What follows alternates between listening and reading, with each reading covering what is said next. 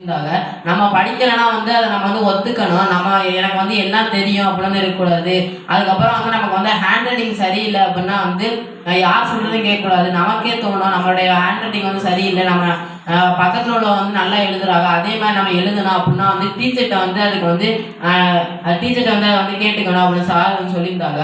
அதுக்கப்புறம் வந்து சார் வந்து சா சா சார் வந்து சொல்லியிருந்தாங்க, இப்போ வந்து ஒரு ஜாப் வாங்கி தரேன் அப்படின்னு வந்து ஒரு குற்றம்லாம் நடக்குது. அந்த மாரி குற்றத்துலலாம் வந்து நம்ம வந்து செயல்படக்கூடாது. ஏன்னா வந்து அவங்க சொல்றத நம்ம நம்பி வந்து போனோம்னா வந்து நம்மள ஏமாத்திருவாங்க.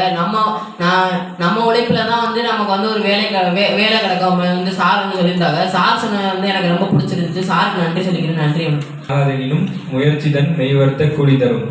எல்லாருக்கும் தெரியும் இல்லையா? என்ன சொல்றாங்க? செய்ய முடியலன்னா கூட தினமும் நாம அதுக்கான முயற்சிகளை செஞ்சுட்டே இருந்தோம்னா கண்டிப்பா அந்த விஷயம் வெற்றி அடையும் தான் இந்த திருக்குறள் சொல்லுது. ஸோ அந்த மாதிரி நீங்க தினம் நீங்க என்ன ஆகணுமோ அதுக்கான முயற்சிகளை மேற்கொண்டுட்டே இருந்தீங்கன்னா கண்டிப்பா அது ஒரு நாள் வெற்றி அடையும். தேங்க்யூ.